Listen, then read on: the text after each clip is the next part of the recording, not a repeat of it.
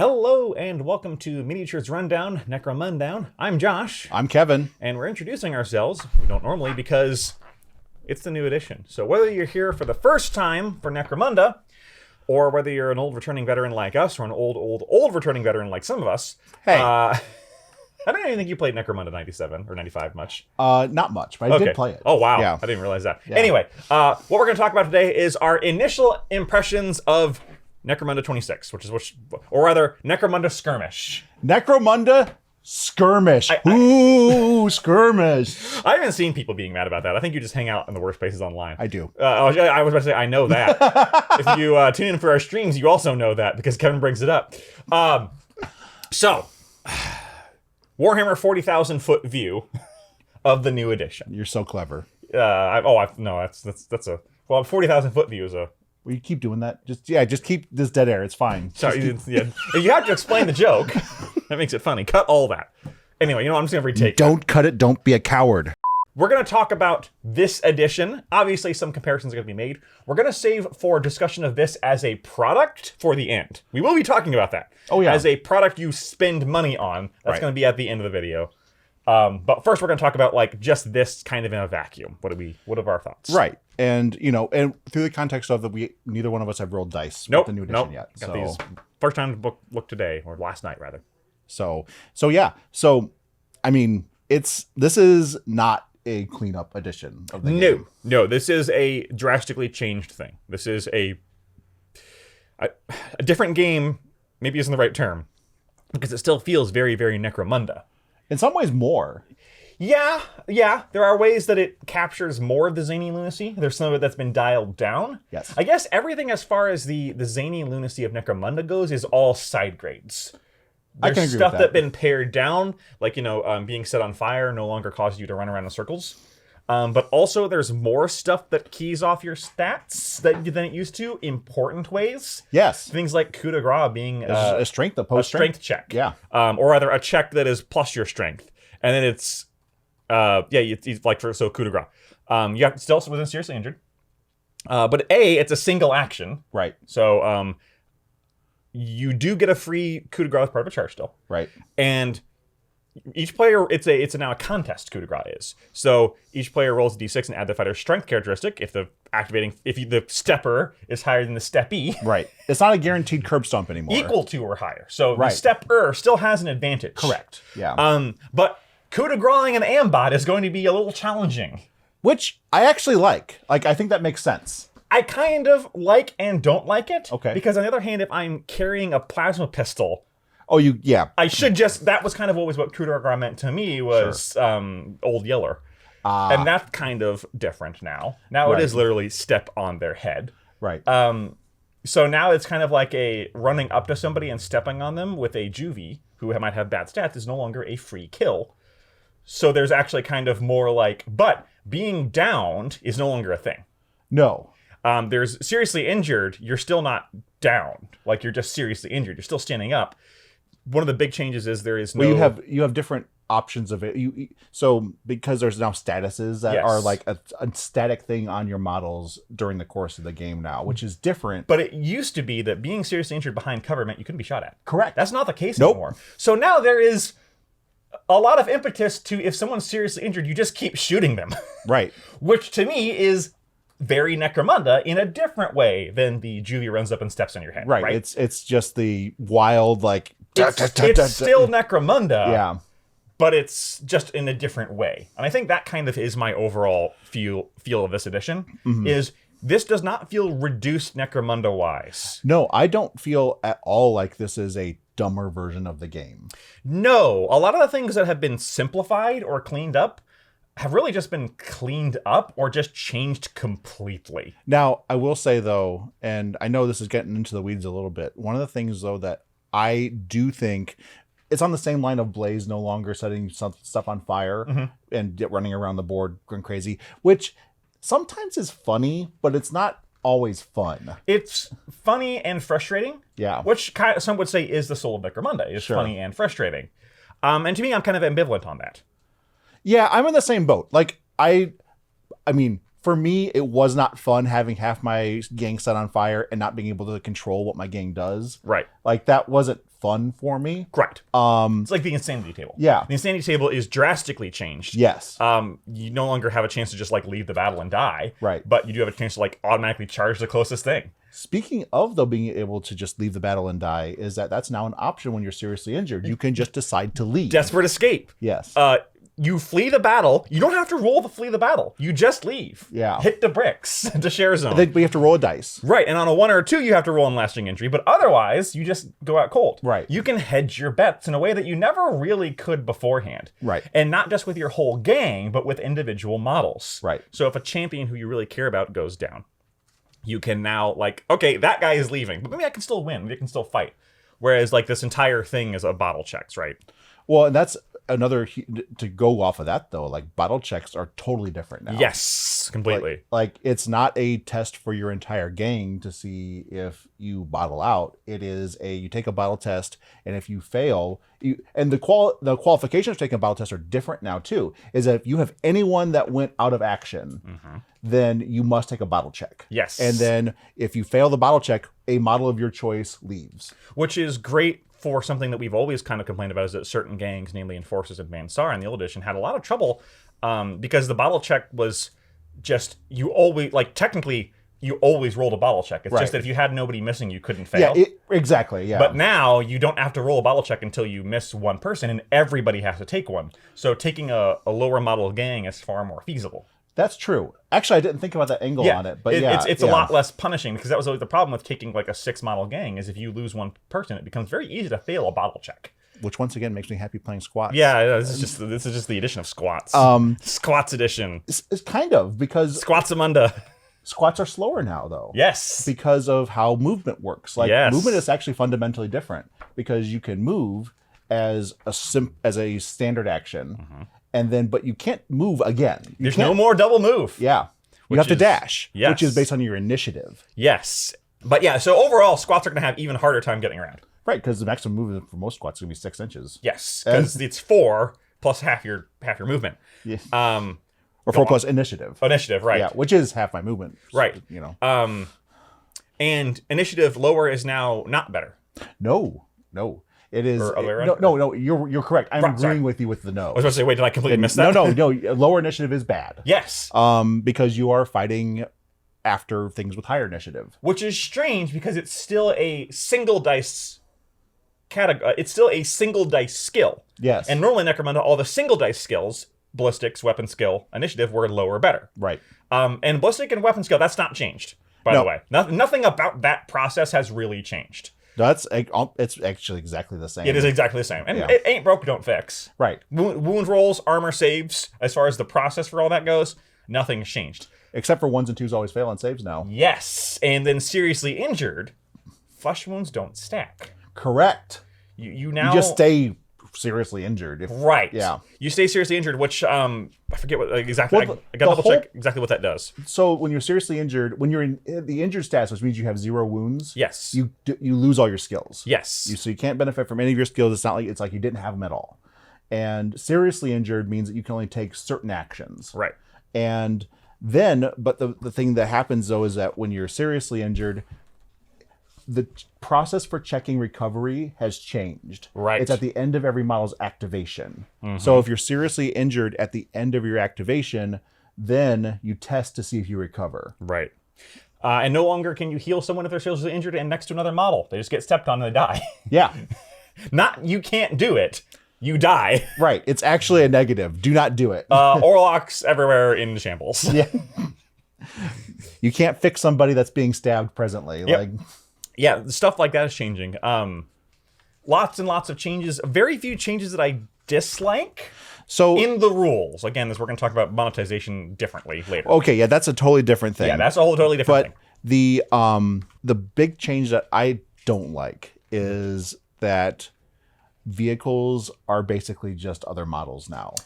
They don't have their own rules, really. Right. Which I liked the crunchiness of vehicles in the previous Necromunda. That is the one where I'm kind of 2 minds. Because on the one hand, I liked that crunch, and I liked how vehicles felt. On the other hand, we also complained a lot about how vehicles skewed the game.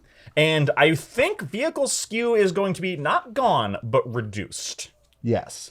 Because now they still have higher toughness and stuff like that. They do. Like, they have stats that are reflective of them, but, and they all have, like, close combat weapons now. Yes. Which they often only can use if they charge. It's a ram. Yes. The It's ram a special. bonk. Yeah. It's not someone leaning out the window and stabbing you. Right. Which I think would be Unless great, but... you're the Scalvian Explorator and you have a claw and you can snip people. Yeah, it's like playing the world's worst crane game. Ooh, I got an Escher. Speaking of, the Scalvian Explorator is 580 credits base. Yeah, the stuff went up Yeah. a lot. So and that's kind of weird. I think vehicles kind of overall the big vehicles took a nerf. I think because they went up in price. I forget what the Ridge Hauler is. Yeah, I don't remember what the I don't remember what it is. Yeah. We'll be talking about those books separately. But the fact that they are now damaged just like gang members are, right, means that you no longer the big problem with vehicle is even if you got through all that armor and the armor save and hit, it's that then they could roll the and nothing happened, right? Like, oh, okay, I took a glancing hit to the drive, that doesn't affect me. I'm just going to continue shooting you now. That's gone. Right. That's completely gone. Now, if you take, you take a chunk off a Ridge Hauler, you get it down to 0 wounds. Like, well, rather, if you hit a Ridge Hauler with I was going to say a last cannon, but those don't exist anymore. Yeah. You hit a Ridge Hauler with a mining laser, and you get through it, it just loses wounds like normal. And then if it gets to 0, it just explodes like normal, which is fantastic. That's true. I like that. I will miss the crunch. And I liked when the vehicle could go out of control and just do something crazy. That is one example of things, the randomness being a little reduced, because that's gone. Right. Vehicle dice are no longer here. So if you hunted down and bought vehicle dice, I'm sorry. Good news is you no longer have to hunt down and buy vehicle dice. No, you don't. As far as if you're just starting out Necromunda, yes, this is a lot easier to get into. I agree. For now. We'll talk about that later. We'll talk about that later. We mentioned suppressed a little bit earlier. Or no, I think we mentioned it off camera. We did. So pinning is gone. In the sense that you are no longer put the model on their side, although it says you can if you want to. And there's a fair few of that in here, these little Arbitrator's Toolkit tooltips, which are basically, hey, if you want to do things like the old edition, you still can. Right. But being pinned you're no longer pinned, which means you no longer get down. Right. Which means a couple different things. You no longer, there's no, malice for being targeted at long range when you're pinned. If you're suppressed behind cover, you can still be shot. Right. None of that's changed. And being suppressed just means you lose an action. Correct. Whereas being pinned meant you functionally lost an action. Right. Because you had to stand up. This is kind of one of those things that we were talking about where it's kind of a cleanup. Right. That does affect some associated things. Like, so for example, we haven't seen the agility skills, but one of them was spring up. Right. Which meant you got to get up with a free action. Is that going to exist in the same space? We don't know yet. Yeah. So a lot of this is going to have trickle-down effects for the more specific gang rules that we don't have yet, which again, we'll talk about at the end. But overall, it's like the net effect is the same. If you get hit by a bullet, you lose an action. Right. Even if you don't get wounded, if you get hit. But it's worth noting, too, that all brutes have the Juggernaut skill. Which helps get them resistance to being suppressed. Right. So they can only be suppressed if the shot would wound them rather than just being hit. And it's functionally a replacement for True Grit. Right. Which is, if you would roll your check, and for some reason, despite being an Orlock player, I can't remember what stat you rolled. Probably cool. Yes, thank you. You would roll your cool check, and if you passed, you would just not be pinned. Right. That's kind of gone, right? Because True Grit was part of the Ferocity skill tree, which was basically, that's gone, which is fine. There's a lot of changes in here like that aren't negative or positive, but it is definitely a side grade. Right. Yeah, there has been some interesting things with like how heavy weapons work, for instance. Yes. Like shooting a heavy weapon is now a double action. There is a skill to change that. So bulging biceps, for instance. Finally made bulging biceps good. You can move up to your initiative, I believe it is. Yes. I might be mistaken, but it allows you to move some amount and then shoot. Or shoot and then move some amount. Right. The one thing, just a brief thing on the book itself.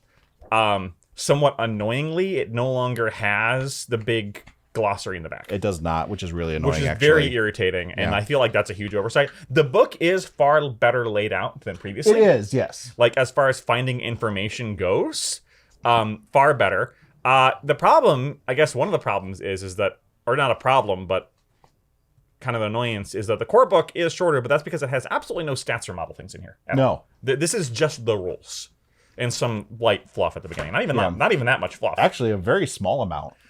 Which, by the way, the fluff has just picked up where we left off. Yeah. Right after the Aranthian succession, Aranthius is in the Minerva cluster, kind of hiding out. Lord Helmor's back in charge. Cal Jericho is running away from his sister who wants to murder him to make sure she can have the phone, because technically he's older than she is. Right. That's kind of where we left off. Nothing's really changed in that regard, which is actually I like. I like that we didn't just like, okay, reset. Right. Because I was afraid of that. Like, okay, all that stuff happened. Goodbye. Right. But so far from the core book, we don't have any of that stuff yet. Nothing. Which is fine, but it does mean you're going to need... On the one hand, you're going to need another book for all the weapon tables. On the other hand, you often ended up needing that anyway. Yes. Because there was stuff that was only on specific gangs that wasn't in the core book. Even the most recent core book had stuff. There was stuff that was not in there that was in the gangs, like the gang-specific weapons. Right. So I guess that's not really changed. The core book does tell you who's an Outlander and who's a Underhiver. It does, yes. Which is kind of funny. Yeah, the other things that just kind of stood out to me for changes that are kind of more specific is that there's a lot more... How running out of ammo works in the game has changed in a lot of ways. Mm-hmm. Like, there are a lot of weapons that have the ammo trait now, which is after the weapon fires, you have to roll to see if you run out of ammo. And it's sometimes, like a bolt gun, for instance, is ammo 3+. So every time you fire a bolt gun, you roll a dice. If it's a 1 or 2, you're out of ammo for the bolt gun. Yeah. And then you have to take the reload action in order to reload it, but it automatically reloads the weapon. Yes, no longer is reloading an action that also requires a check, which I do like. Mm-hmm. Because that is, again, that always felt gross. Like, oh, I rolled a 6, now I have to roll another 6. Right. Like, it was just a feels bad after a feels bad.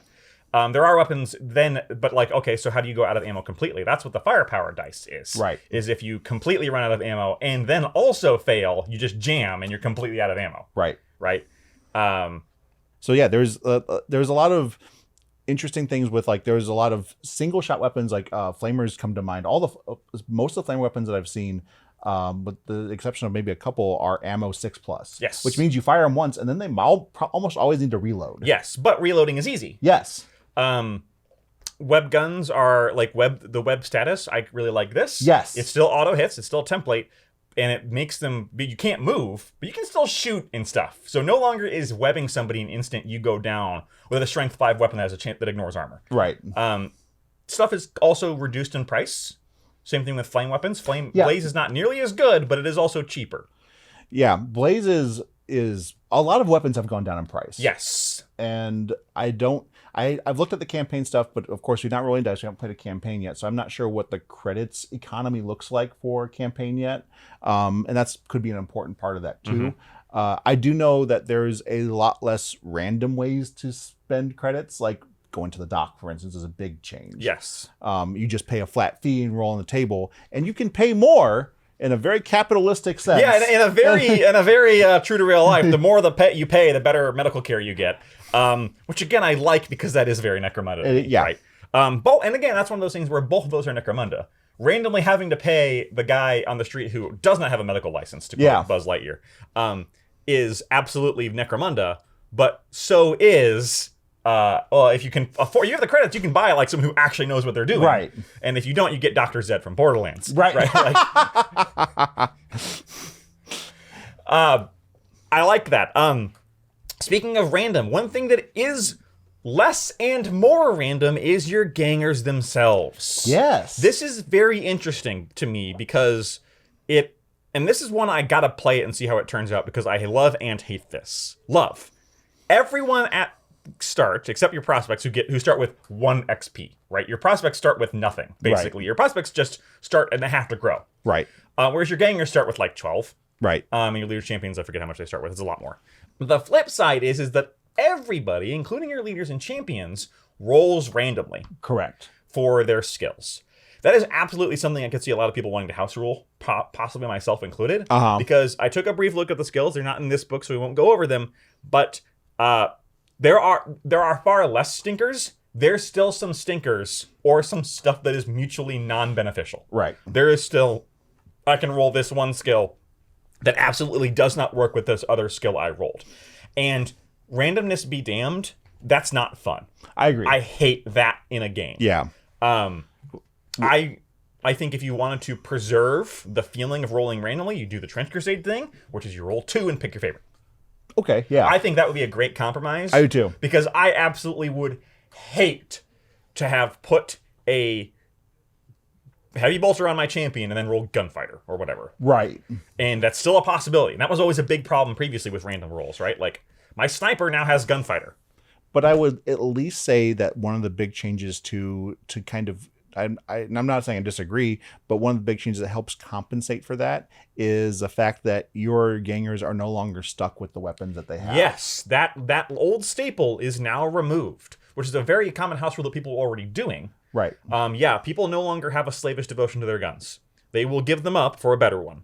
So you can rejigger people around the skills they get. It is no longer impossible, which reduces that feel bad. Still kind of sucks. Sure. Especially for modeling reasons. That is an example of one thing that I'm not super hot on, is the making everybody roll randomly all the time. It is more randomness in the game. I could see people kind of futzing with that. Sure. But, I need to try it before I make a full like, thing, right? Right. But as a knee-jerk reaction, my initial impression, which is what this video is that that's not like, oh, I hate that, right? Right. But I love that everyone starts out as an actual ganger I care about, because that's not something that has been previously true. No, yeah, absolutely. Now I can, like my Orlock lady with an auto gun, who's a really nice model, I'm going to give her a specialization that actually makes me care about that lady. The way I never would with a ganger with an auto gun beforehand, right? Right. Yeah. I mean, and the one thing too about that, there's at least at the point of this book,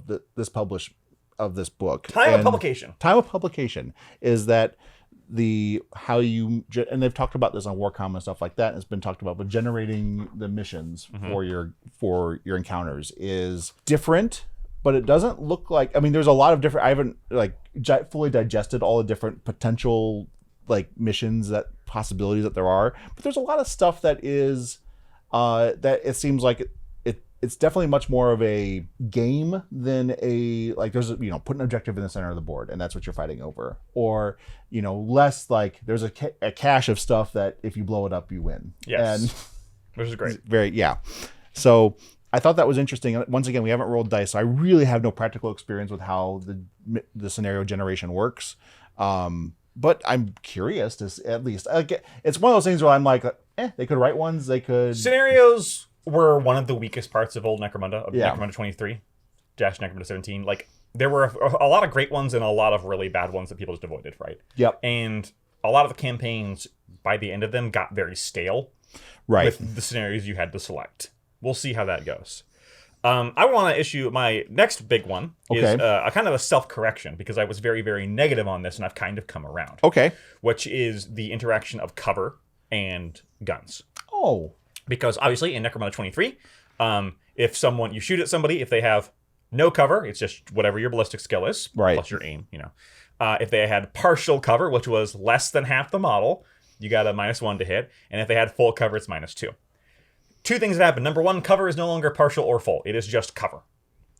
You either have cover or you don't. Yeah. That is an example of a simplification that I actually like. Yeah. Because that was kind of always annoying.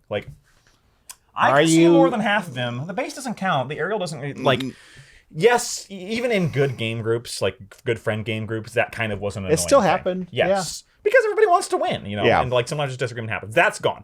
And the other thing is that long range and short range no longer apply any kind of hit malice, which I'll come back to in a second. Right. And B, if you are in cover, if they're at long range, you get a +2 to your armor save. And if you were at short range, you get a +1 to your armor save. Now, at first, I was very, very down on this because I was like, that's not verisimilitude. Mm-hmm. That's not verisimilitude, by the way, $5 word. It means feeling like, not realism, because realism is a dirty word, especially in Necromunda. Yeah. But verisimilitude is things making sense for how you feel that it should be. Right. Verisimilitude is my Goliath feels tough and strong, and my Escher feels fast and cat-like, right? Yeah. That didn't feel right. But I still need to play, but I'm kind of coming around on it, especially from a rules design standpoint. I have to. Because a couple different things. Number one, in Necromunda 23, my Vanstar with 2 ballistic skill did not care you were in full cover. Right. If he could see you, he was hitting you on a 2. You died. End of story. Right. And that's not a feel good, right? When the only thing you can do is be completely untouchable. Right.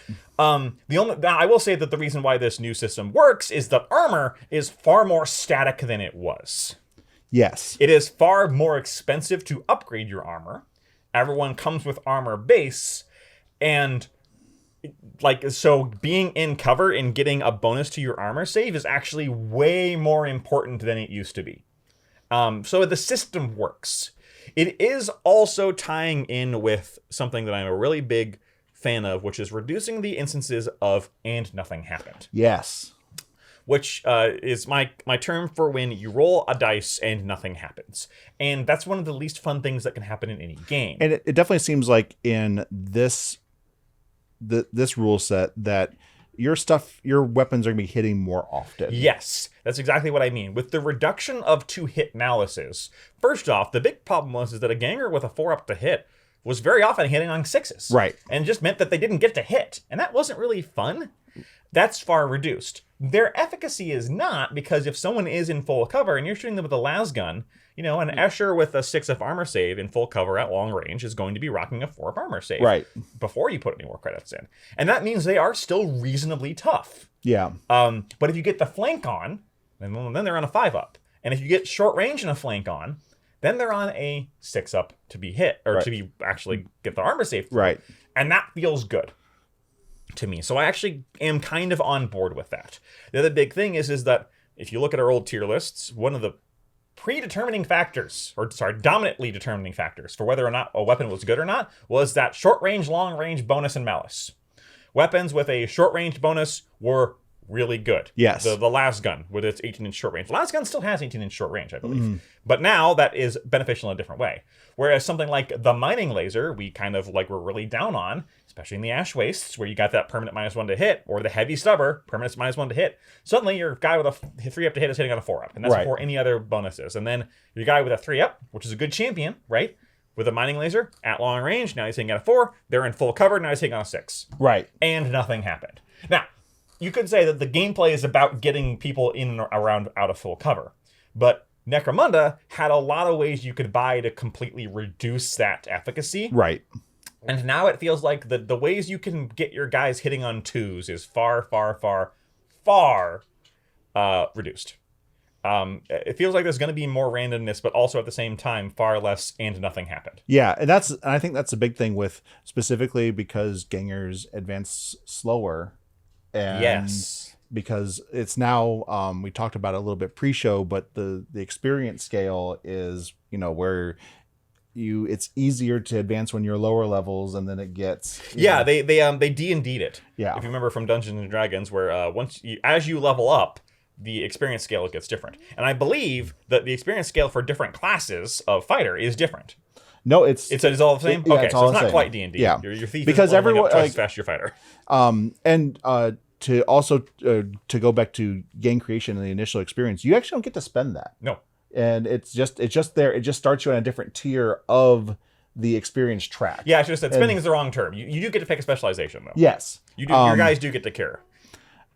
Which I think it's really cool, like that the gunner, for instance, starts with bulging biceps. Yes. And so now my squat champion, now my squat fighter with a heavy squat heavy stubber can actually do something during the game. Heavy weapons are going to be far more accessible far earlier. Yeah. Which is an interesting thing. People are saying that this game feels far less lethal. I don't agree, having not played much yet, of course. But because your leaders all have free wounds. Yes. And then everything's a little hard to hit. But you always fail an armor save, as you said, on a 1 or a 2, which means everybody has a 1 in 3 chance to fail that armor save, no matter what.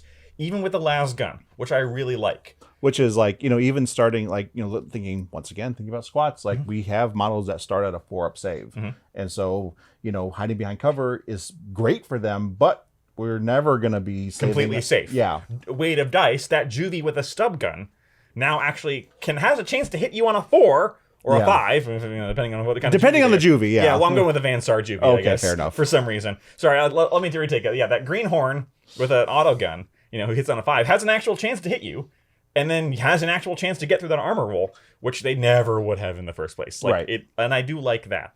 And then the big, always failing, and then there's going to be more deadly weapons on the field between everything going down in price and things like people starting with skills that buff certain weapons. Well, and speaking of that though, and the talking about lethality, like I think there's a part of the game that I think the pace of the game changes a little bit too with how the weapons work. Specifically, I'm thinking like plasma guns. Right. Like plasma guns have ammo 6 up. So every time you fire a plasma gun, you're probably gonna have to reload it. Yep. And also it on a 1, it will shoot you instead of them. Right. So, and flamers are often in the same category as well. Like, you being able to run around and just shoot with a flamer every turn and doing a bunch of damage isn't really a thing. You have to be a lot more careful, a lot more judicious about the tempo of the game and how, your action economy. So, and I think that's really interesting. Mm-hmm. Another quick shout out is they do actually have better rules for enduring gangs, which is gangs going between campaigns. Your leader retires. Yeah, he's done. Your leader always retires, and you have to pick a new leader from your existing gang. And then the whole thing about like you can hire people. It's basically what Outcasts had, except for everybody. Yeah, that's right. Yeah. And then you get a triumph. Like you get to pick one for the next campaign, but you only ever get to pick one. Yeah. So they don't stack. Yeah. We have very few in our groups gangs that go between. Yeah, it's not really. But it does happen, and those gangs often were incredibly powerful. Yeah. So yeah, I don't dislike that. Again, that's just kind of a side thing. And there's lots of other things we could talk about, like little changes here and there. Yeah, there's like, I could talk at length about the changes for weapons and like the small things that have changed. There's just a lot less equipment. Yeah, a lot less equipment bloat. And which is fine because there was a lot of equipment that just didn't do anything. That was never used. Which, like, on the one hand, it meant there was some funny stuff, and I don't mind there being funny stuff. I think there still is. And I also have a feeling we'll see more of that introduced later. But yeah, a lot of it's been there's not a lot of weapons gone though. There are some, and I have a feeling we'll see them later too. The last cannon's gone. Some other things are gone, but most of the weapons are still around. Maul's lost their +1 to armor save. Yeah. Yeah. Maul's good now, everybody. I mean, and like, some small things, like I was looking through some of the skills and like Iron Jaw, for instance, now adds to your save if the melee weapon has no AP. Right, which makes it actually usable. It's no longer just unarmed. Right. Stuff like that. Overall, do you have anything else specific you want to talk about? Specific? No, I mean, we're gonna be doing a bunch of videos about some of the very specific changes and like how that affects, going from one edition to another, or if you're brand new. Yeah. But yeah, how to actually get started. Overall, I'm fairly positive on this as a game. Like it looks fun to play. The rules look like they work. It is different enough that this was not going to be a patch to the old edition. Yes. Because there was no way they were going to be able to patch this into every single existing gang book. No. But I guess that does bring us to the as product. Here we go. Yes. That one's a little tougher because if it was just this book and the Underhive books, I think I would be pretty okay with that. Mm-hmm. The problem is we have already seen what's coming next. I already complained about this when I talked about the journals, is that they really did a stupid thing by not letting us be positive about this for a few weeks before dropping that bomb. Because we've already seen that some of the stuff that has been removed from the gang lists is going to be resold back to us in the journals. Right. Which makes me far less positive on them and this. Now, yes, are those journals cheaper? Yes, they are. They're only $30 as opposed to $60.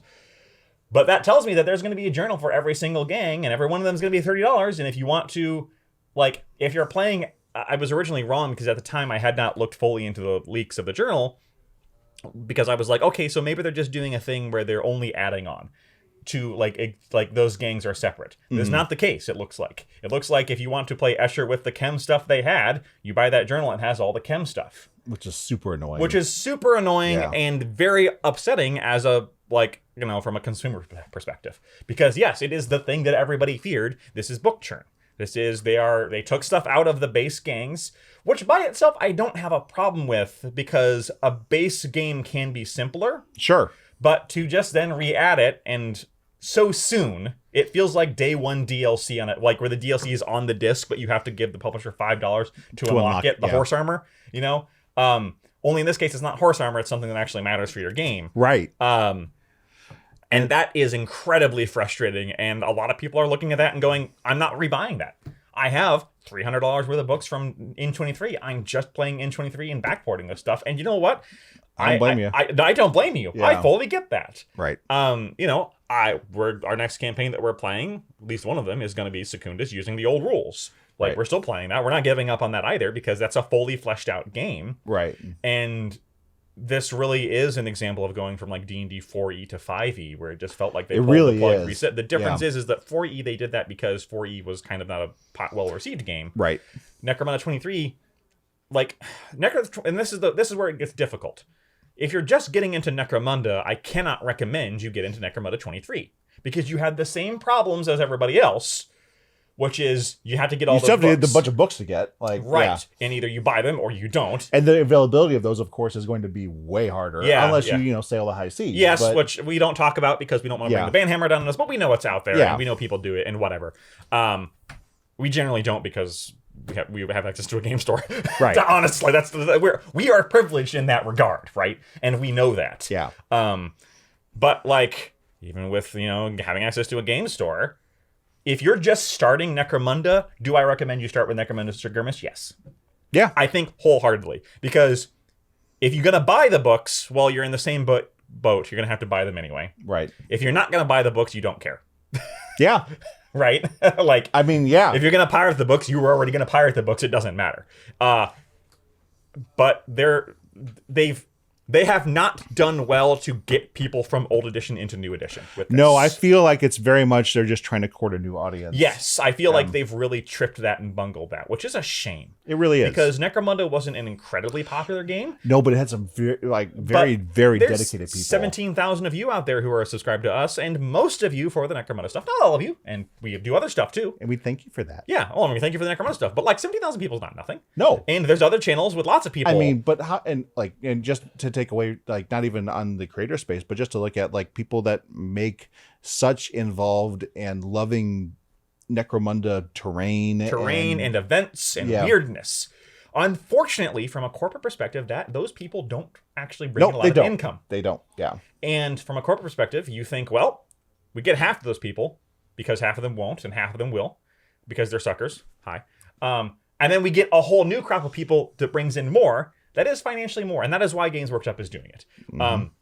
I always hate like dipping into the new people, and you will never hear me utter the words like hobby tourist or any of that crap. Oh no, please no. Yeah. If you are considering Necromunda, get into Necromunda either with an old game group who will loan you all the stuff, or with a new one. Either one is a good decision. I mean, and to be completely open about my feelings about this particular subject is like I've had fun with Necromunda 23 for years. Necromunda 23. I feel like I got my money's worth, kind of. The last few years of stuff, I don't. Well, there was definitely the Eye of Sauron did shift ever so slightly onto Necromunda, and there was a lot more stuff. They coming saw out. Opportunity, yeah, and they sold us a lot of books that didn't get to last very long. Right, and I'm obviously less enthused about. But to look at it as a body of work as a whole, yes, there was a lot of fun had, and if you decide that the previous edition of Necromunda, or even if you want to play Necromunda, 95, like if that's how you're enjoying the game, like please continue. Like if you are currently in the middle of a Necromunda 23 campaign, I would not recommend stopping and picking these rules up, because I don't think there's anything for you. Yeah. Unless you look through these changes, and honestly, you could probably backport a lot of it without a great deal of difficulty. It would take some work. In regards to campaigns, sure. Yes. But you could probably, once there's the companies out there, not companies, the campaign managers out there. Yeah. Yak Tribe, which unfortunately hasn't updated forever. Munda Manager, other things like that. I can't remember. There's the other one, Z26. I don't remember. Yeah. Anyway, once they get updated with the new rules, like you could probably take your old stuff, put it in there, and just kind of go from there. Right. But yeah, overall, if you're just getting started in Necromunda, I think this is a great place to start. If you're just fully in love with Necromunda 23, I don't think any of the changes are gonna super I don't think this is a better game. I think it's equally as good. Yeah. Does that make sense? Yes. There are a few things that I really like better about this. Yeah, I do think that the new edition does do a lot of things that, as a person who played a lot of the previous edition, that there are a lot of welcome changes in this new edition. There's a lot of things from Necromunda 23 where we roll our eyes and go, oh yeah, that thing, right? But gotta deal with it. And they did change a lot of that. Right. And like, and we've said it kind of often without a lot of specific stuff, but there's a lot of like lateral moves and some quality of life changes. And there's just some big changes. Like, please don't misconstrue what I'm saying. There's some very big changes to how the game functions, but it looks like it's still really fun. Yeah. And I am excited to play this, but I'm excited to play this in the way I'm excited to play a new game, less than as a replacement to the old game. Yeah, that makes a lot of sense. Because like I'm still really pumped for our Secundus campaign in 23. Sure. I'm not looking at this and going, oh, thank God, so let's just change all the rules. Like, no, because I still love Necromunda 23. Right. And I'm still going to play the Secundus campaign with Necromunda 23. And we're not house ruling anything from there into that, as far as my understanding. No, we're just playing it. I think that there's like... But I'm also really excited to dig out my Orlocks and see what they do in this. Right. And for someone, I've been playing squats in our Secundus campaign, and I'm going to be playing squats as when we, do some skirmishes here, and as we're learning the rules for the new edition, and as, we do a campaign in the new edition when that comes around for us. As someone who's playing that game across both, I'm curious to see how things look between, squats in that and then squats when we jump into the new edition. I can't wait to start getting rules confused. Yes, that's gonna be great. It's gonna be adorable. No, I'm being really happy reminding everybody what between one and the other. Yes. And there is, of course, the one last thing, which is that the journal structure and the DLC structure, for lack of a better term, does mean that until we get all those books, certain gangs are gonna feel less cooked. Yeah, and I always hate that. And I really hate that. That's one of the things and that's a Games Workshop problem. The most fun time to play Warhammer 40,000 is right after an index reset. Yeah. Is my opinion. Because everyone is kind of on an equal footing. The least fun time to play Warhammer 40,000 is when you're the one guy who hasn't gotten his codex. Hello, Guard from 2 editions ago. Fire Slayers. Right, or Fire Slayers, right? Like, oh, everyone else is doing this new thing that plays in the new space and I'm not. Right. And that's going to be a big problem, and I really hate that. Now, at least and I know this is going a little off topic, but at least for Age of Sigmar, they've done a good job of releasing season rules for everybody. So at least everybody gets a little taste of something, even if they don't have a book. They have their own band-aid for that. 40K doesn't care. No. 40K does not care. 40K just says, oh yeah, because right now is the best time to play 40K, in my opinion. Yeah. As soon as the new codex drops, it's going to suck to be playing somebody who's not Space Marines. Or orcs. Or orcs. Orcs are the first ones. Given their track record, I have a feeling that what's going to happen is orcs are going to come out and get nerfed, and then they'll be the same as everyone else. Space Marines will come out and they'll just going to be all toughness 5-3 wounds or whatever. That non-confirmed rumor that I definitely believe. I said or whatever. But yeah, back to Necromunda though. Necromunda. That is probably my biggest annoyance monetization wise, is that there's going to be a gap between I'm going to feel like because I have Escher. Well, and the thing that really is if you are for me, I'm a completionist. I like to own all of the books. Yeah, we are sickos. We're the guys in the windows going, yes. But I'd love to, because I read all the fluff. Yeah. I read I like to know everyone's stats. I like to know that's my thing. I really enjoy that part of the hobby. And for me to once again being like, well, all right, I guess Escher's coming out. I am personally not probably ever going to play Escher, but I want the book because I want to read the stuff. Right. And once again, it just feels like, I'm getting milked again. And and unfortunately, and some people are saying, no, I refuse to be milked. And you know what? More power to you. Yeah, please. By all means. I envy your willpower.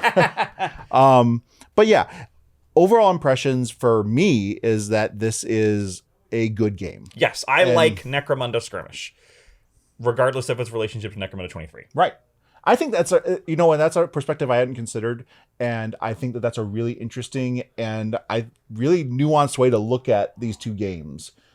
And I'm saying that now because I'm kind of adopting that mindset of these are just two different games. We are going to talk about this while playing a campaign in a different game, in the same way we kept talking about Necromunda while playing our Transcrusade campaign. Yeah, it's kind of the same thing to me personally. That makes a lot of sense. And I'm not going to go burn all my old books. I'm not going to go put them on eBay. I'm going to keep them all. No, they're going to stay on my bookshelf. At least until they get really expensive, and then I'll put them on eBay. If they do that, then we can talk. But in general, all the lore and stuff in those books is still good. Yeah. I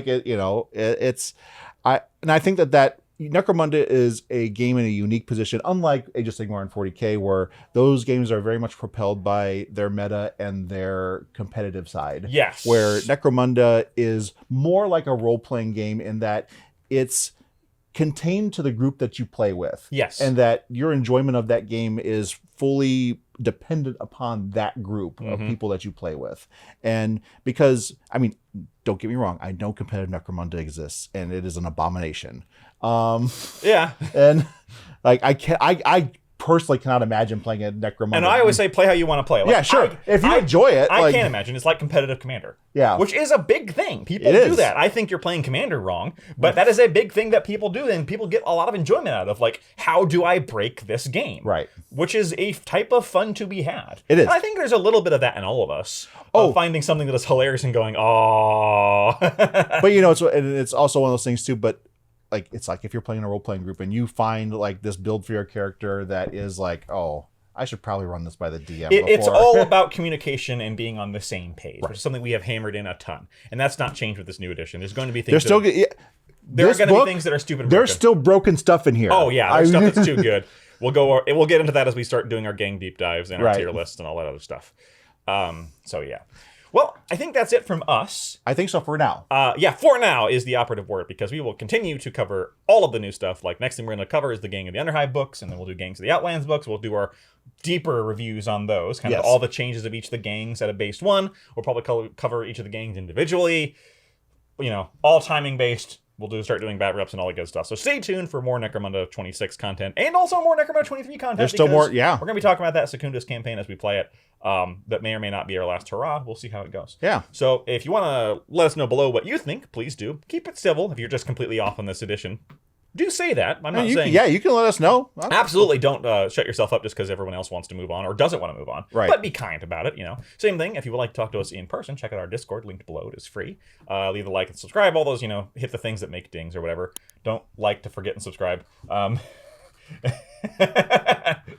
And check out our Patreon link below if you want to help us buy all these stupid new books that are really expensive. We do not get sent these for free. No, we don't.